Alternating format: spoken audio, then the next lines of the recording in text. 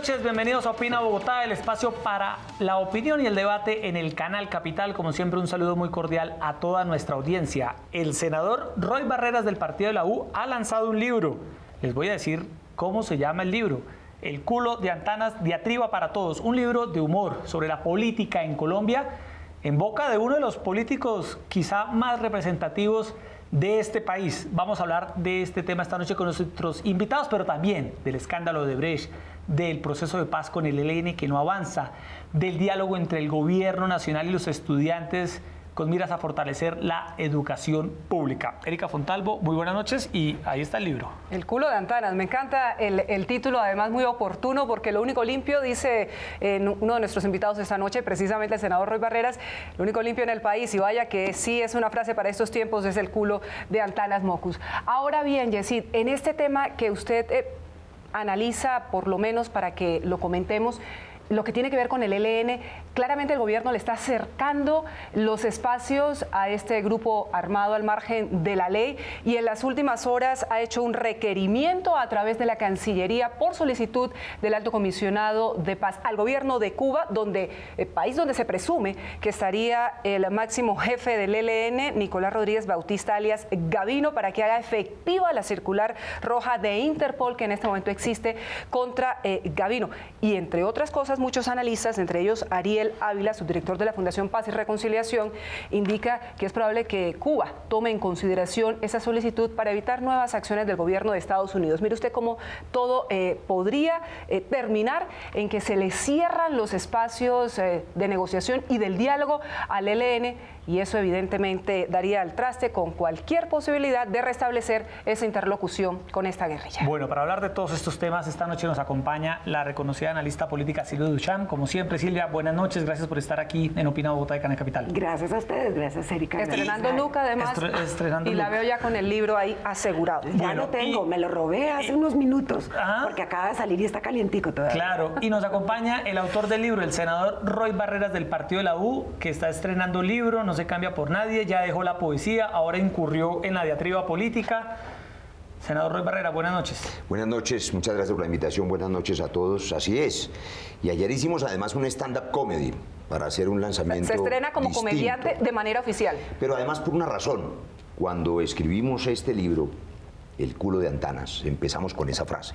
Lo único limpio en la política colombiana ha sido el culo de Antanas. Es un homenaje que usted le está haciendo a Antanas Mocus. Es un homenaje. Luego de la protesta simbólica, Erika, recuerda usted en la instalación del Congreso que mucha gente comentó, le valió aplausos al alcalde de Bogotá, pero también mucha gente lo aplaudió por su simbología, porque nadie ponía cuidado. Y usted en ese libro le rinde un homenaje a Antanas Mocus. Un homenaje sin duda, porque en medio de un sistema político colombiano pestilente, que es un pastano clientelar, un pantano de reglas de juego, de compra y venta de juego, de votos, de empresas electorales, de gamonales, por supuesto el ejemplo ético de Antanas y de otros es un ejemplo que vale la pena resaltar, pero la crítica, la diatriba para todos tiene también un objetivo pedagógico. Yo creo que Colombia no aguanta más ese sistema clientelista. Y es bueno que los ciudadanos conozcan cómo es la política por dentro, el monstruo por dentro. Como yo soy cirujano, lo que dije ayer en el stand-up comedy es que lo voy a eviscerar para abrir el monstruo por dentro y que lo conozcan. Bueno, ¿y qué es lo más revelador que trae usted? Está haciendo una autopsia a la clase política. Sí, qué peligro, y esto en manos de Roy Barreras, imagínese. Que soy buen cirujano, pero además con buen sentido del humor. Yo ejercí 25 años la medicina. La verdad es que hacemos un recorrido histórico. Desde los padres de la patria, los héroes de la independencia hasta ahora, contándole a la gente cosas que no sabían, algunas interesantes. La gente no sabía, por ejemplo, que el general Rafael Reyes, prócer de la patria, se voló en un barco platanero con los lingotes de oro y las esmeraldas que habían acumulado en el Banco Central con otro prócer, que era Nicolás Esguerra, o el negociado con el que perdimos Panamá. Un poco para mostrar que mientras las reglas de juego no sean claras, la corrupción y el clientelismo destruyen las instituciones, y que volviendo al presente, este sistema electoral colombiano es un sistema de compra y venta de votos. Hay que cerrarle las listas a la mafia, cerrar las listas a la corrupción, y hay una reforma política que yo espero que la Cámara apruebe. Ya en el Senado la aprobamos. Senador Roy Barreras, el sistema es corrupto, el sistema es clientelista, el diagnóstico está hecho desde hace mucho rato, pero poco se hace para avanzar en las soluciones. Lo que se colocan son pañitos de agua tibia y de fondo siguen los mismos con las mismas haciendo de las suyas. ¿Usted ¿qué le aportaría o qué le aporta en este libro precisamente al despertar de esa Colombia que se siente engañado una y otra vez por sus dirigentes? Y además, Erika, Roy Barreras, que tiene también sus detractores que le van a decir, a ver, Roy Barreras hablando de estos temas. Pero claro, hablando con toda autoridad además, porque hemos hecho desde hace muchos años el intento de limpiar esta política y ahora lo vamos a hacer. ¿Qué hicimos ya? Aprobamos en el Senado lo que creo es la única medida anticorrupción real, que es la reforma política de listas cerradas. Pero para no entrar en ese tema tan complejo, déjeme decirle que en este libro, cuyo prólogo lo hace Daniel Samper, las caricaturas y la portada las hizo Blado y hace un epílogo el propio profesor Mocus, aquí hay en el último capítulo una clara invocación de las soluciones: lotocracia, epistocracia, meritocracia. Hay formas de limpiar la política, pero la primera decisión fundamental es acabar con la lista abierta, que es la madre de todas las desgracias, porque es la compra y venta de votos, que es lo que genera la corrupción desde el poder, desde la raíz. Hay que cerrar las listas. Bueno, entremos en materia con nuestros temas de esta noche, que tienen que ver también con la política colombiana. En primer lugar, se ha conocido, Erika, un comunicado del Ministerio de Relaciones Exteriores que tiene que ver con el proceso de paz con el ELN. Empecemos por ahí. Ha dicho el Ministerio, la Cancillería, que le viene solicitando al gobierno cubano que colabore para que dé información sobre la presencia de algunos miembros del ELN en la isla. Y concretamente le dice que por favor haga efectiva la circular roja de Interpol en contra de Nicolás Rodríguez Bautista, alias Gavino, uno de los jefes del ELN. ¿Qué va a pasar con el ELN? Esta información, este comunicado, Erika, de la Cancillería muestra un endurecimiento del gobierno frente a la guerrilla. Es en el caso de Cuba, pero también ha hecho lo propio con el gobierno de Venezuela. Evidentemente, ahí es más complejo, más difícil que se pueda obtener alguna respuesta porque los canales de comunicación, canales diplomáticos, están rotos desde hace mucho tiempo. Silvia Duchamp, iniciamos con usted. ¿Qué análisis hace usted de esta comunicación del Ministerio de Relaciones? Pues yo creo que tiene varias lecturas. La primera pareciera, a primera vista, que es un poquito un canto a la bandera, un saludo a la bandera, porque sí hay dos regímenes que son favorables a los movimientos insurgentes y que son poco favorables y poco afines, digamos, a este gobierno, son precisamente Venezuela y Cuba, pero más allá de eso yo creo que es coherente, digamos, hacer lo que hizo el gobierno es coherente, teniendo una postura como tan dubitativa acerca de los diálogos del ELN, mantener el limbo permanente, inclusive en las órdenes de captura, manda un muy mal mensaje. A mí me parece inconveniente en una medida, me parece que se atenaza un poco, se encierra un poco en su propia esquina y se deja oportunidades de tener la autonomía para reanudar esos diálogos. Máxime cuando ya los Estados Unidos pondrían un poco más de atención sobre el tema de Cuba en particular y la atención que le ponga Cuba con respecto a la entrega o no entrega de Gavino, si es que está en territorio cubano, que es lo que todo el mundo presume. Me parece, digamos, tengo muchas lecturas al respecto, me parece que es contradictorio, pero al mismo tiempo, pues si uno no va a continuar los diálogos, no tiene ningún sentido que deje personas que no tienen, a las cuales no se les ha levantado la boleta de captura porque no son negociadores oficiales. Es un poco contradictorio que estén libres andando por el mundo. Senador Roy Barreras, ¿este es el fin de cualquier posibilidad de diálogo de este gobierno, por lo menos en esta etapa inicial del gobierno de Iván Duque con el ELN? Este comunicado es una mala noticia y además es un error. Una mala noticia porque significa en la práctica la decisión, pareciera evidente, de romper los diálogos. Y cuando se rompe una mesa de diálogo que quiere poner fin a un conflicto, lo que queda es la receta militar. Si no hay diálogos de paz, pues lo que hay es confrontación. Y digamos que eso tiene una lógica. Si no fuera porque llevamos 54 años, más de medio siglo, con la receta de la confrontación militar con el ELN, fracasando en esa receta y generando, como en el caso de las FARC, 300.000 muertos en este conflicto, 120.000 desaparecidos, 8 millones de víctimas. Por supuesto, las primeras sacrificadas son la verdad y la justicia. La única manera de acabar con esos conflictos es desarmar a las guerrillas en una mesa de diálogo. Lo hicimos con éxito con las FARC. Acabamos con las FARC como guerrilla, lo que no pudo hacerse a través de las bombas, se pudo hacer a través del diálogo. Y yo sí reitero mi llamado al gobierno nacional para que descongele esa mesa y le dé la oportunidad a Colombia de que esa guerrilla también haga tránsito a la legalidad. Es un tema difícil, el ELN tampoco se ayuda.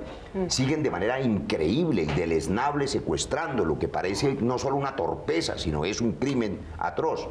Pero la guerra es atroz y se trata de acabar con la guerra. Y además es un error en política internacional, porque no se puede olvidar que Cuba es un país garante del proceso de paz.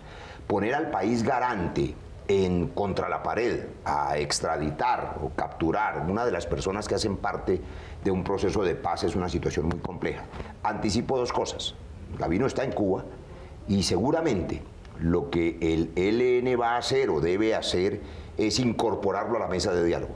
Esa es una decisión unilateral que debería tomar el ELN, porque incorporado a la mesa de diálogo tiene unas protecciones jurídicas internacionales que permiten que sigan esperando el descongelamiento de la mesa. Ahora, si como dice Silvi, lo que hay es coherencia con un discurso y el gobierno nuevo ha decidido romper la mesa y dedicarse a la confrontación militar, pues que nos lo diga. Yo lo lamentaría mucho. La Comisión de Paz del Senado viene solicitándole al presidente Duque, cabalgando un poco sobre sus palabras esperanzadoras.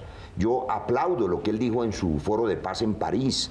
Es un hombre, el presidente Duque, que ha dicho que le apuesta a la paz entre todos y a un pacto nacional. Ojalá podamos reunirnos con él en el seno de la Comisión de Paz para intentar descongelar esos diálogos. Y ojalá, por supuesto, el ELN deje de darle motivos a los guerreristas secuestrando civiles inocentes, como lo está haciendo hace poco con una joven colombiana en Amagá, que no hace sino, por supuesto, endurecer posiciones. Claro. El secuestro es inaceptable, es una torpeza. Pero déjeme decirle una cosa, también hay que comprender, en medio de esta complejidad, que el propio ELN tiene sus polarizaciones.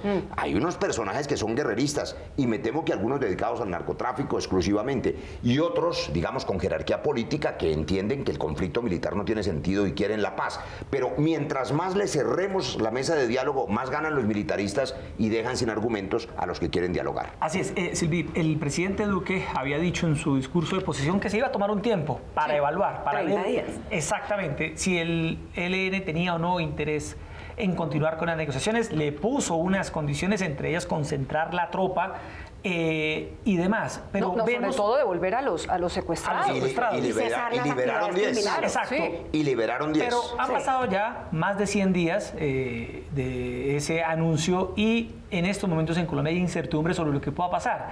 ¿Usted qué cree que debe hacer el presidente Duque con el ELN?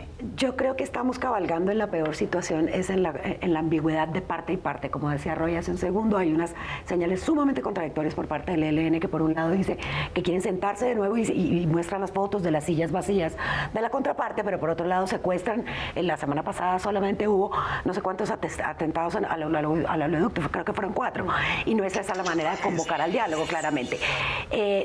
Por otro lado, tampoco ha pasado nada con el gobierno, tampoco hay una manifestación clara de que el gobierno diga que sí o que no, salvo que las condiciones, para mi gusto, poner unas condiciones de un cese total de hostilidades, ese es el fin, no el medio.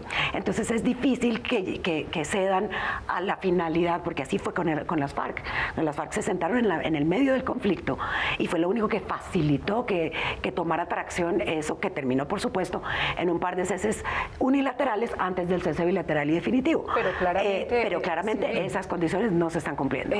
Lo que pasa es que uno se pone, siendo como abogado del diablo, uno se pone en los zapatos del gobierno y tiene un discurso que procura ser coherente frente a un discurso duro en torno a las guerrillas de manera histórica, pero siempre lo ha tenido, que es sin lugar a dudas conflicto, que es sin lugar a dudas guerra, que es lo que se vive en las regiones. Es a lo que no quiere volver el país. Pero se puede quedar eternamente el señor Gavino en Cuba, o se puede quedar eternamente el señor Pablo Beltrán en Cuba sin que se resuelva la situación. Eso depende de que se descongele la mesa de diálogo. Es que el asunto es que la receta de la confrontación ya fue probada y es una receta dolorosa y fracasada. ¿O es que durante los 54 años pasados las fuerzas militares, que son heroicas y que han puesto los muertos, porque los muertos no los ponen los políticos que hacen esos comunicados, sino los soldados de a pie y los campesinos y las víctimas, durante 54 años no han perseguido al ELN? Es que no ha habido combates, es que no los han bombardeado y es que no están ahí todavía. Entonces está probado en el caso de las FARC que la única manera de haber acabado con las FARC como guerrilla, que era la guerrilla más grande y antigua de América Latina, fue la mesa de diálogo y fue exitosa. Estamos celebrando 2 años de la firma del acuerdo del Teatro Colón. La Comisión de Paz lo va a hacer en el terreno, en el ETCR de Caño Indio, en Tibú, allá donde hay dificultades, para decirle a Colombia que la paz es difícil, pero que hay quien la defienda. Y la paz no solo es la paz con las FARC, la paz es con el ELN, porque Colombia tiene otras dificultades. Claro, oigo los detractores diciendo, es que no hay paz porque mire que hay homicidios en mi ciudad de Cali que me duele tanto, pero claro, es que hay narcotráfico, es que hay bandas criminales, es que hay otro tipo de violencias. Si logramos resolver el tema de las insurgencias, podemos ocuparnos de proteger a las familias de la violencia intrafamiliar, de la violencia urbana, del asalto, del hurto, que es lo que más angustia a la gente. Pero esa confrontación militar de 50 años ya fracasó. No nos devuelvan a la guerra, descongelen la mesa de diálogo con el ELN. Pero sobre todo que me parece que volver a la guerra por defecto, sin haber declarado una guerra claramente, es digamos, es abdicar a la esperanza de que haya alguna opción. Yo creo que el gobierno podría tomarse el riesgo de fracasar, de sentarse a la mesa, no encontrar unos lugares de acuerdo y en ese momento sí, digamos, volver a la fórmula de los 54 años de confrontación armada. Lo que es triste es que es un poco la inercia la que nos está llevando a que no hay diálogos, pero no hay paz, hay boleta de captura, pero no está pasando nada. Y yo creo que el toro por los cuernos, yo creo que hay que tomar una decisión clara sobre si esa es una apuesta o no es una apuesta, si vale la pena, porque claro, los primeros 30 días del gobierno había unos negociadores que no había puesto el gobierno. O sea, no representaban a este nuevo gobierno. Entonces yo creo que vale la pena hacer un intento y si hay que fracasar, porque yo creo que el ELN se ha encargado él mismo de sabotear sus posibilidades. Entonces hay que decirlo claramente, pero la ambigüedad no sirve. Bueno, antes de pasar al otro tema y para cerrar este capítulo del ELN y de las FARC que lo trae a colación el senador Roy Barreras a propósito. Por cierto, van a celebrar también ahora que el senador Barreras habla de esta conmemoración, la FARC van a tener su propia conmemoración de esos 2 años del acuerdo en el Centro Cultural Gabriel García Márquez el día lunes aquí en Bogotá. Sí, senador, decía usted, criticaba recientemente el hundimiento de las curules, de las 16 curules para las víctimas y acusaba usted al Centro Democrático de estar detrás de este incumplimiento del acuerdo y sobre todo de la JEP. Sobre ese tema de las curules para las víctimas, ¿qué va a pasar? Así es, déjeme ligar una cosa con la otra. Sí. Que no ocurra que este asunto del ELN y el endurecimiento no sea por inercia, sino porque algún mal consejero le ha dicho al presidente Duque que ante las dificultades que tiene en las encuestas para, digamos, mostrarle un objetivo central a este gobierno, porque finalmente el gobierno Uribe era la seguridad, el gobierno Santos la paz, y aquí apenas empieza a esbozarse eso que es la equidad. Entonces ahora van a decidir resucitar un enemigo para poder justificar, digamos, que hay una confrontación y que eso justifica la mano dura. Ojalá esos malos consejeros no lo logren, que son los mismos que hundieron de nuevo las curules de las víctimas. Hay que explicarle a los colombianos que es inicuo, por decirlo menos, que este tenga un congreso con victimarios pero sin víctimas, con una torpeza enorme, y es que la semana anterior, honrando nuestra palabra, estaba en el orden del día el acuerdo que fue señalado por todos los medios de comunicación como positivo para fortalecer la JEP, nombrando 14 magistrados más y darle confianza a algunos sectores del país que consideran que era importante tener nuevos magistrados. Pues con el afán de hundir a las víctimas, levantaron el quórum, se salieron del salón y de paso hundieron el acuerdo sobre la JEP. Hoy, a esta hora, mientras estamos aquí, se está haciendo un intento, yo diría que desesperado, por resucitar los dos temas, los de las víctimas y el de la JEP, que en mi opinión lo que hizo fue sacrificar la seguridad jurídica a los militares que ellos creen que existía en ese acuerdo, porque para mí están seguros y tienen garantías, pero sacrificaron esa seguridad jurídica con tal de hundir las víctimas. Si hoy se salvara milagrosamente, eso implicaría que tendría que votarse inclusive los domingos de aquí al 16 de diciembre. Yo estoy dispuesto, pero dudo mucho que el Centro Democrático esté dispuesto a ir un domingo a votar en favor de las víctimas, para serle franco. Pero sinceramente, ya insisto, para cerrar el tema, el Centro Democrático, entonces, ¿a qué le está apostando? Porque se le cayó su propia reforma de la JEP, se cae este compromiso que se tenía con las víctimas de las curules de paz, y también uno puede decir, la reforma política está ahí tambaleando, la reforma a la justicia, es que están pedaleando mucho. ¿A qué proyecto entonces le está apostando el gobierno nacional, Silvi, senador Barreras? Yo creo que esa es como la pregunta que se están haciendo los colombianos ahorita que estamos, digamos, en este corte de cuentas de los primeros 100 días y corte de cuentas que viene de una tradición de Franklin Delano Roosevelt y que es un poco prematuro sin duda, pero que ya se volvió medio tradicional y que además el mismo gobierno propició dando unas ejecutorias y anunciando, digamos, unos hechos y unos hitos que ha logrado en estos 100 días. Yo creo que esa búsqueda está siendo difícil y está siendo tortuosa y yo creo que compartimos varios colombianos esa misma sensación de no entender muy bien de qué se trata este gobierno, cuál es su narrativa, cuál es su cuento, así como decía Roy hace un segundo, cuál es el sello y la impronta que va a dejar este gobierno. Yo francamente espero que el tema de la equidad no puede sino reunir y convocar a todos los colombianos y que tengamos la posibilidad de ver cómo esto se va trasladando y se va mostrando, digamos, en varias de las iniciativas. Tenemos pocas hasta el momento, pero de las que tenemos hay unas que no hablan muy bien de esa intención de equidad. Me referiría, por ejemplo, a la primera propuesta de reforma tributaria, que digamos no era claramente muy equitativa, pero no solamente eso. Yo pienso que en su actitud y en el manejo que se hizo del paro de los estudiantes, si hay una receta que hay, digamos, casi que un consenso universal de cuál es la receta para la equidad a nivel global, es la educación.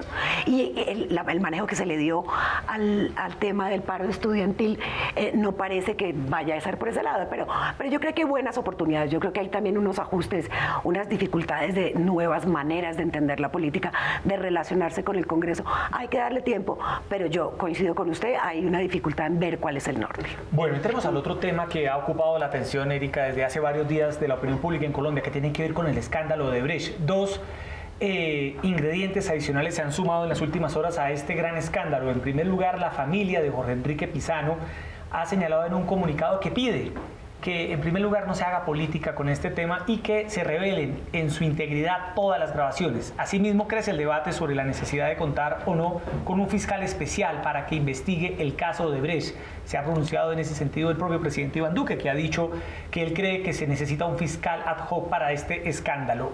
Senador Roy Barreras, sus impresiones sobre lo que está ocurriendo con el escándalo de Brecht, la muerte de Jorge Enrique Pizano, de su hijo y el caso del fiscal. Le voy a dar claramente mi opinión, sí, pero déjeme decir algo frente al tema anterior. Yo creo que aquí hay dos agendas. La del joven presidente Iván Duque, que tiene una agenda modernizante, que le apostó a un pacto nacional, que ha propuesto un plan de desarrollo para la equidad y que le ha dicho a los colombianos que quiere un país en paz para todos. Y una agenda de un uribismo radical que se nutrió de la guerra, que vivió de la guerra, que su discurso es la necesidad de un enemigo y que ahora pretende reafirmar ese enemigo para poder justificar esa visión militarista del país. Yo espero que el presidente Duque imponga su agenda modernizante, que es una agenda de paz y de equidad, sobre estos sectores nostálgicos de la guerra. Le contesto la pregunta compleja sobre el tema Odebrecht y sobre el tema de la familia Pizano. Primero, con ese dolor enorme que debe tener esa familia y profundo respeto por ellos, que si no fuera un tema de interés nacional, pues por supuesto uno preferiría ni siquiera mencionar los nombres de esas dos víctimas. Pero hay que hacerlo y hay que pedir investigaciones profundas sobre esos envenenamientos, porque en mi opinión, por supuesto, nadie tendrá la verdad revelada, los dos fueron envenenados.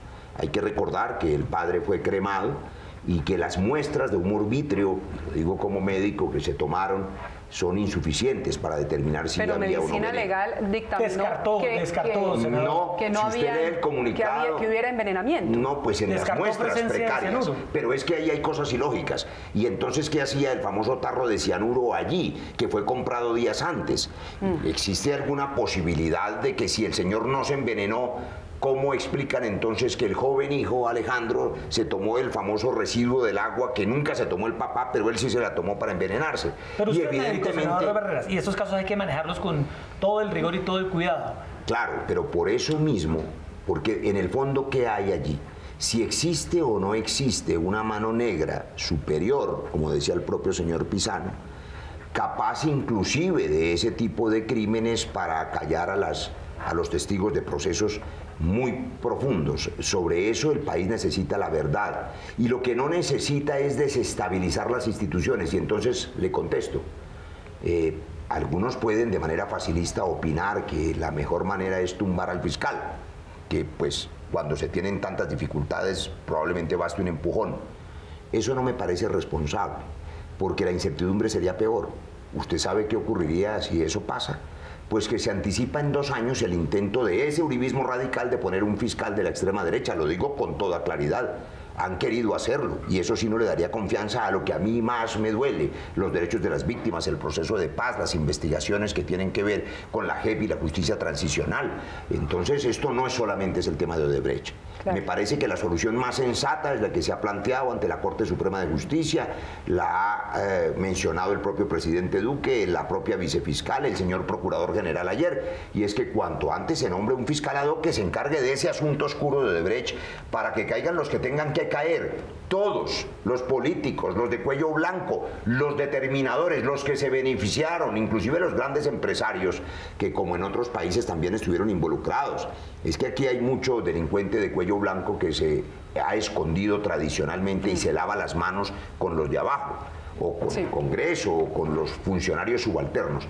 Eso que lo haga un fiscal ad hoc, pero que no generemos más desinstitucionalización, porque creo que el remedio sería peor que la enfermedad. Suena muy lindo ese escenario que plantea el senador Roy Barreras, pero hay muchos sectores, Silvi, que estiman que no va a pasar nada, que el fiscal va a seguir en su posición con todo el daño que le ha hecho a la Fiscalía como tal, como la entidad que se dedica a realizar ese tipo de investigaciones, porque su titular evidentemente está salpicado en todo este escándalo que definitivamente es muy oscuro, como plantea el senador Roy Barreras. ¿Renuncia al fiscal, fiscal ad hoc? ¿Cuáles son los pasos a seguir? Yo creo que sin duda lo que dice Erika es lo más cierto. El problema ya no es técnica, de técnica jurídica, de qué tiene que hacer el fiscal, o si está o no está inhabilitado o impedido para pronunciarse sobre tal o cual caso. Yo creo que hay que mirar un poco, hay que irse un poco más atrás, porque no todo lo que técnicamente o jurídicamente es posible es éticamente recomendable. Entonces yo creo que aquí está viciada la capacidad de la misma Fiscalía para analizar ese frasco de cianuro. Es que a mí, como yo oía ayer a la gente comentando, pero si es la misma Fiscalía la que encuentra el frasco de cianuro, analiza el frasco de cianuro, ¿qué garantías tenemos si justamente quien está siendo señalado de ser imparcial, de no ser imparcial y de tener algunos conflictos de interés es la misma Fiscalía? ¿Cuál sería la solución? Entonces uno dice, sí, la Fiscalía ad hoc. Para que eso suceda, yo pensaría que pero la Fiscalía ad hoc para el caso de Odebrecht, ¿y quién investiga el caso Pizano? Imagínense También Fiscalía ad hoc para el caso ahí hay varios problemas. Primero, si se declara impedido o recusan, que podrían recusar, han tratado de recusar al fiscal para estos casos. El problema es que siempre han sido partes no intervinientes, no son sujetos procesales. Entonces, debería la Procuraduría comenzar, que siempre es parte interviniente, comenzar por recusar al fiscal. Bueno, yo creo que la Procuraduría ya lo pidió ayer y eso puede resolver el asunto jurídico. Llevábamos 4 negaciones. Es cierto, porque además hay un asunto de confianza nacional. Mire, mientras no se conozca el autor intelectual y material de, por lo menos, el envenenamiento del joven Alejandro, sobre el que no hay duda, imagínense lo que puede pensar cualquiera. A propósito, este vasito de agua lo trajeron. Está garantizado, mire, todos aquí. Si a alguien le ponen cianuro en su propia casa, en el agua, ¿qué seguridad tiene cualquier periodista, cualquier juez, cualquier columnista, cualquier testigo de que no lo envenenen también con métodos sofisticados que ya parecen pues de la más alta especificidad criminal? Yo creo que hay que conocer exactamente los autores intelectuales y materiales de ese envenenamiento. Pero para eso necesitamos una Fiscalía, y esa Fiscalía no puede ser la misma Fiscalía que está operando. Pero incluso si logramos recusar al fiscal o él se declarase impedido, le aceptase un impedimento sobre todos los casos que tienen que ver con Odebrecht, pues tenemos un problema, que es que quien sería designada sería la vicefiscal. Ella debería recusar, ella debería declarar un impedimento también, porque ella está bajo la capacidad de nominación y remoción del mismo fiscal, que es el que dirige las investigaciones de la Fiscalía. Entonces, ahí hay un problema. No debería ser ni el fiscal ni la vicefiscal. La Corte Suprema tiene que nombrar uno de una terna nueva que le mande el presidente Duque. Y el presidente se ha mostrado a favor. Eso es lo que hay que hacer inmediatamente. Pero, senador, miremos lo que dice el comunicado, Erika, de la familia Pizano. Dice que ha habido modificaciones a las grabaciones que se han presentado a la luz pública, y ella, la familia, la esposa y los familiares de Jorge Enrique Pizano señalan que además de ser considerado esto como inmoral, no siguen los deseos de Jorge Enrique de buscar y de tratar de esclarecer este escándalo de corrupción. Además, también señala que jamás Jorge Enrique tuvo el objetivo de encontrar en el momento de su publicación el detrimento de un servidor público, lo cual es una desviación del problema real. Algunas personas han interpretado esto, Erika, como un respaldo a las investigaciones que viene adelantando la Fiscalía. Senador Roy Barreras, sobre este tema de las grabaciones que dice la familia que se han modificado. Es una familia que está cansada y agotada. Así es, Erika, hay que ser muy respetuoso de ese dolor. Yo que en estos últimos años he recorrido el país hablando con todo tipo de víctimas, de todo tipo de victimarios. Las víctimas en muchos casos tienen miedo, además de un dolor enorme, y su prioridad es proteger a los hijos que les quedan. De manera que en un comunicado anterior la familia había dicho que no se pronunciaba más sobre el asunto porque todo estaba dicho y lo que había dicho el señor Pizano era la verdad completa. Y ahora pues la familia dice que quiere que se publiquen todas las grabaciones, lo que está muy bien, y que confía en la Fiscalía, lo dice claramente, no es una interpretación. Ojalá así sea, pero también hay que considerar que es una familia aterrorizada. Si cualquier persona puede tener hoy el temor de que le envenenen el agua por ser un contradictor, no sabemos de quién, pero de un poder, valga la redundancia, muy poderoso, pues imagínense si no va a tener miedo la familia que perdió a 2 de sus seres queridos, al padre y al hijo a los 2 días. Un hijo que además había conversado con importantes periodistas colombianos y que había tenido citas el día anterior y tenía una cita el día posterior para aportar información sobre estos asuntos y para limpiar la memoria de su padre, y lo envenenan esa noche. Acuérdese que lo primero que nos intentaron decir es que era un suicidio, o sea que los 2 se habían decidido suicidar. Están en investigación, yo creo que ahí hay que ser muy responsables con este caso para no especular. Silvi, ¿qué va a pasar con el escándalo de Brecht? Pues y déjeme aportarle, Silvi, la vicepresidenta Marta Lucía Ramírez ha pedido que por lo menos la superintendencia establezca una sanción de 20 años para que no se alcance ningún tipo de contratación ni ningún tipo de acuerdo, para que Odebrecht no vuelva a contratar en el país, por lo menos durante ese tiempo. Y la ministra de Transporte ha reiterado, miren, en este momento no hay ningún acercamiento con Odebrecht, pero ahí está, hasta que no se conozcan los responsables de todo este escándalo que con tanto ahínco intentó denunciar el señor Pizano, pues difícilmente vamos a darle crédito a que esto ocurra. No tenemos muchas herramientas para impedir que se presenten y descalificar cuando se presentan a una licitación los señores de Odebrecht. Hasta eso no suceda, hasta que no se tome una determinación. Yo creo que aquí, digamos, esto lo que nos ha mostrado es un abrebocas de lo que debe haber por detrás, de la cantidad de información que debe haber por detrás. Y yo creo que es de la mayor importancia que el país comience a saber esto, no solamente porque por la parte más dolorosa y más humanamente difícil, como el caso de los Pizano, sino porque lo que está aquí en juego es qué pasa con los dineros del erario público, cuáles fueron los funcionarios que recibieron dineros de privados para hacerse unas concesiones. Esos son los verdaderos temas. Ahorita y para enriquecer a unos empresarios, ¿no? Sí. Brasileros y colombianos. Pero además, gracias a los sobornos, porque es que los beneficiarios son los que se ganaron esas concesiones. Miren, en el Perú acaba de ocurrir que el fiscal ya empieza a investigar al último presidente, Vizcarra, y están presos Toledo, y está preso Keiko Fujimori, y está preso el propio Fujimori, y Alan García se acaba de asilar. Todo por Odebrecht. Y la verdad es que aquí en Colombia no, hay 14 personas presas. Sí, pero mandos medios, intermediarios, mensajeros. De acuerdo, pero tampoco... ¿quién se benefició? ¿Quién se benefició? O sea, ¿quién tenía interés en pagar esos sobornos para que le adjudicaran esas obras? Erika decía ahora que es insólito, yo así lo creo, que Odebrecht pretenda seguir contratando en Colombia y además pretende que le den una indemnización y está en un tribunal de arbitramiento, lo que es absurdo. Pero también resultó absurdo que hicieran esa especie de pacto de silencio y que permitió pues que todo siguiera igual con sus socios colombianos. A mí me parece que también hay muchas explicaciones que le debe a Colombia el Grupo Aval. Y para ello yo creo que la fiscalía ad hoc, la fiscalía es un poco más complejo, pero el fiscal ad hoc es una necesidad. Está clarísimo que no importa lo que diga el fiscal con respecto al caso de Brecht o a cualquiera de sus derivaciones, va a carecer de legitimidad y de credibilidad para los colombianos. Entonces está manchado, digamos, de una sospecha, y yo creo que eso no le hace bien a nada. Y necesitamos respuestas claras sobre Odebrecht, no solamente sobre este caso tan terrible terrible y tan doloroso de la familia Pisano, sino qué pasó con todo el resto y toda la cantidad de contratos que tenía Odebrecht en el país. Bueno, pongámosle fe al tema, a ver si es verdad. Al otro tema, Erika, del momento que tiene que ver con la ley de financiamiento. El Ministerio de Hacienda avanza en reuniones para hacerle algunas modificaciones al plan inicial, lo que contemplaría, Erika, retirar algunos productos de la canasta básica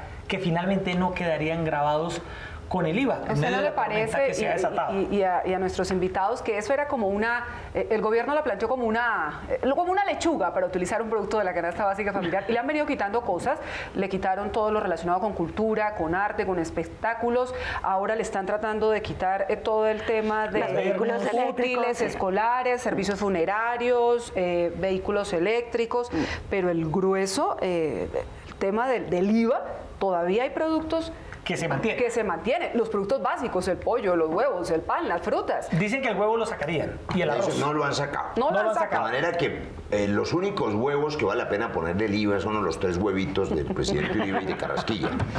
Porque, por supuesto, pensar que a la gente le van a cobrar el IVA por los huevos o por las naranjas y por las manzanas, pero no se lo van a poner a las gaseosas manzanas y naranjas, a las bebidas azucaradas.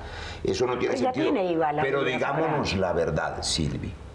El gran hueco se deriva de que esta primera reforma tributaria que se presentó en el modelo inicial genera al 2023 16 billones de pesos en exenciones para los grandes empresarios, y ese hueco se quiere tapar con el IVA a los huevitos y a la naranja y a la manzana y al arroz. Eso es inaceptable. Otro asunto es que para el financiamiento del gobierno, la ley de financiamiento resulta necesaria porque el Congreso aprobó un presupuesto general con un déficit que en la práctica es de 7 billones, pero aspiracional puede ser de 14. Hay otras fuentes y se pueden hacer en una ley de financiamiento razonable.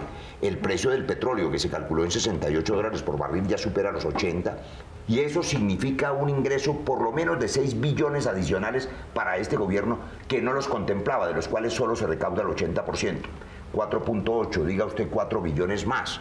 Si usted logra, además, flexibilizar la regla fiscal de 2.4 a 2.7 al déficit, que es posible sin afectar la calificación internacional de la economía colombiana, ahí se ahorra otros 3 billones. Más las exenciones sectoriales, que está probado que no generan empleo. Usted podría recoger de ahí por lo menos otros 3 billones, recortando unas exenciones que no son útiles para poder bajar la renta general de las empresas que sí están seriamente castigadas.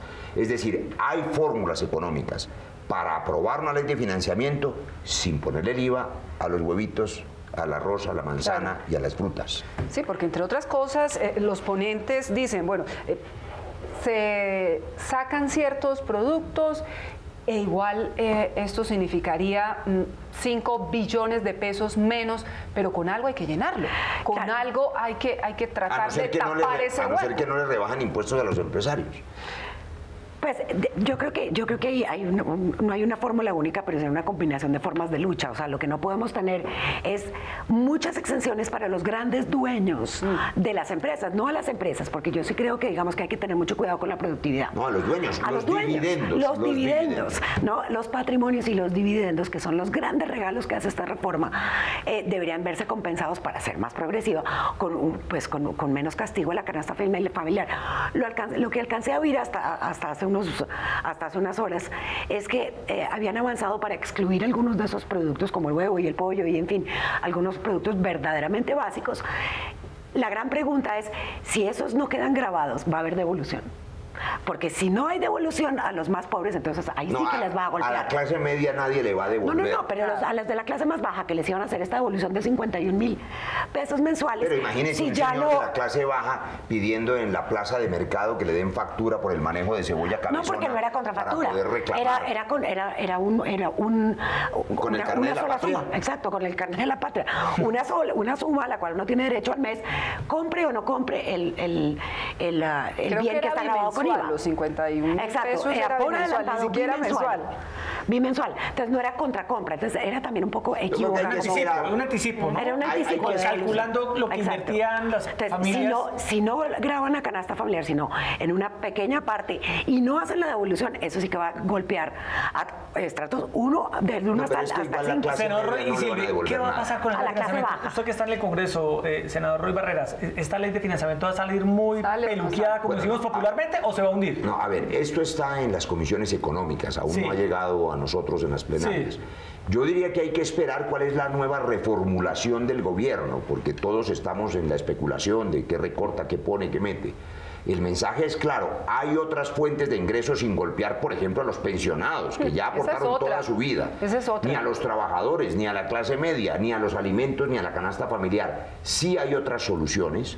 Esperemos la reformulación de esa reforma tributaria, de esa ley de financiamiento, para poder opinar con racionalidad sobre ella. Sí necesita este gobierno, como cualquier gobierno, por supuesto financiación, necesita recursos para poder funcionar, pero esos recursos no pueden ser golpeando a la gente que ya está muy golpeada. Peñalosa nos acaba de clavar, a propósito de este programa, la valorización a miles de bogotanos. Se voltearon en el último minuto los concejales del partido Cambio Radical. Como suele ocurrir, Vargas ya les dijo una cosa, ahora ya nadie le para bolas, entonces hicieron lo contrario. Y ahora nos van a clavar con un impuesto adicional de valorización. Y además con el IVA. Mientras estábamos tratando de evitar el IVA, nos clavaron con la valorización en Bogotá. Obras que se necesitaban y que se discutieron y que... Pues hay que ver si las hacen y cuáles son. Sí, la gente en Bogotá tiene porque tenemos una experiencia muy negativa en la ciudad de Cali. Escuchaba esta mañana la directora de Luz decir que ya están los estudios listos y que se empiezan a licitar y que la gente las va a ver 2 años después, luego de haber destrabado, senador. Pero si falta un año de este gobierno. No las va a entregar este gobierno. Le estará gobierno no va a entregar nada. Después. El problema que tiene eso, y yo estoy totalmente de acuerdo, necesitamos financiación, necesitamos obras, necesitamos mejorar esta ciudad y hay que encontrar unos recursos para hacerlo. El problema es que tenemos a un IDU que tiene ejecutado el 34% de su presupuesto anual. Ese sí es un verdadero problema. Entonces, ¿cómo pido yo más plata si no ejecuto la que tengo?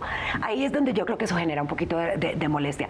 Yo creo que tanto en el tema de la valorización como el tema de la ley de financiamiento, digamos, es clarísimo que un país que se enriquece, digamos, que tiene una clase media con cada vez mayores necesidades, más sofisticadas, con mayores aspiraciones de tener una educación de mejor calidad, unos servicios de salud con más acceso, más especialización y más cobertura. Sin duda necesitamos financiarlo y nadie está diciendo eso. Yo creo que lo que le pasa a esta reforma tributaria es que no es muy equitativa y deja sobre todo a la clase media totalmente golpeada. Entonces puede que a los pobres, más pobres, en su formulación inicial, no los golpeara de manera no los castigara de manera tan terrible, pero sobre todo no tocaba a los más ricos de los más ricos. Y es ahí donde la gente encuentra unas dificultades. Una educación, a propósito, que debería ser gratuita y universal.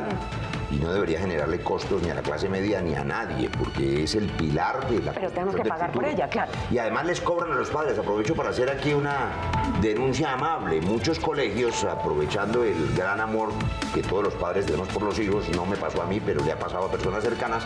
¿Usted no tenía amor por sus hijos? Sí, pero no me han cobrado lo que le están cobrando a estas. Claro que adoro a mis hijos, pero han ocurrido que les cobran el grado de la primaria. ¿Usted sabía eso? Y les cobran derechos de grado de la primaria, y la toga, y el birrete. Y claro, pues los padres felices con tomarse unas fotos que salen muy lindas, pero les sacan más plática, que los gradúen de la primaria, pero que no les cobren. ¿Cómo les van a cobrar derechos de grado de la primaria? ¿De la primaria? No, pues está bien que les hagan la ceremonia, muy linda, pero ¿cómo le van a cobrar a los padres bien golpeados disque derechos de grado de la primaria? Senador, antes de irnos a propósito de este tema de educación, brevemente su reflexión sobre, y también Silvi, estas mesas de trabajo entre el gobierno, los estudiantes. Ya se completa 1 mes y medio de paro, de este paro estudiantil. 41 días. Los estudiantes insisten en los 500.000 millones de pesos. El gobierno nacional ha dicho que estos recursos, Erika, no están.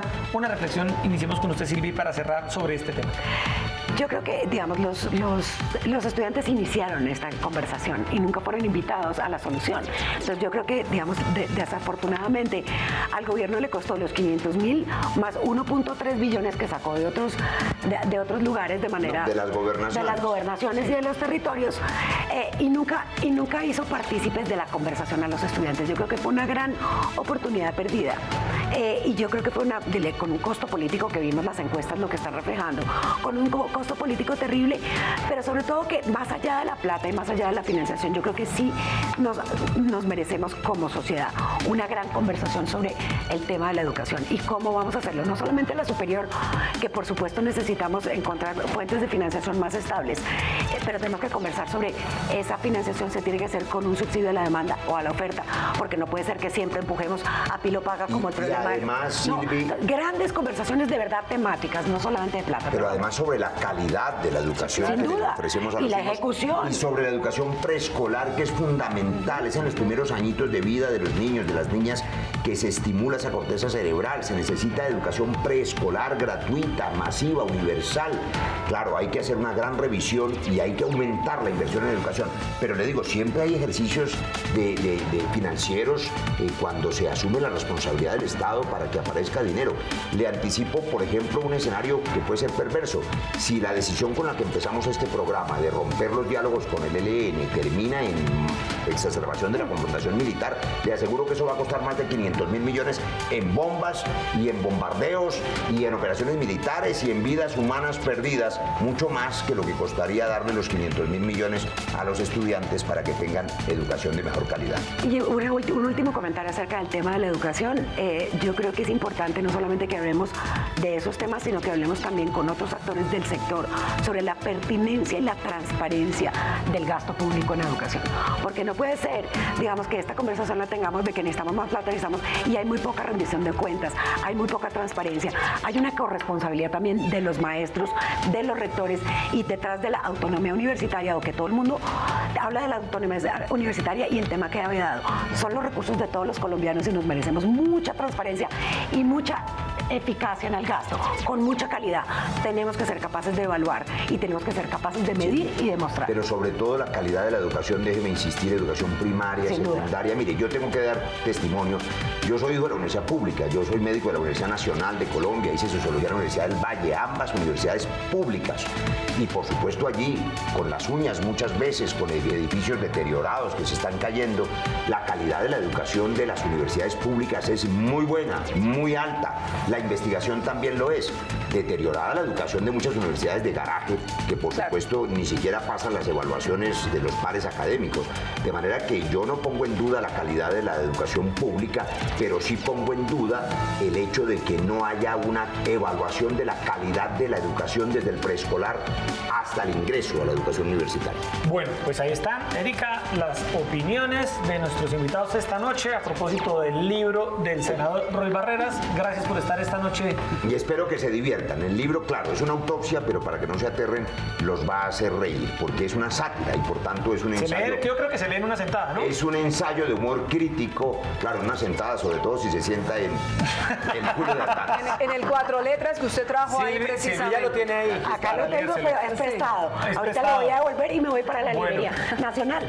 Yo creo que se lo firme, que se lo firme. Sí, no, porque esta copia no es mía, pero me va a tocar ir a buscarlo en el Congreso. Anoche hubo en el stand-up comedy repartición de estos... De estatuillas. De estas estatuillas. No, repartición de culitos. Bueno, ay Dios mío, senador Roy Barreras, ¿no?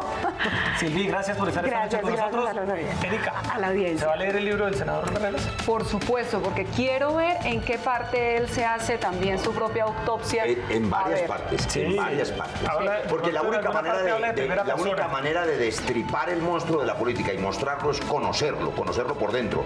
Y yo lo conozco ahora, hace 12 años. Un poquito nada más lo conoce 25 años ejercí la medicina, ahora lo conozco y entonces lo muestro por dentro para que todos lo conozcan. Gracias, Eso senador. es a Silvi, importante. Erika, se nos acabó el tiempo. Mañana 8:30 de la noche aquí en Opina Bogotá. Vamos a conversar, como siempre, todas las noches de los temas que le interesan a Bogotá y el país. Muy buenas noches. Gracias.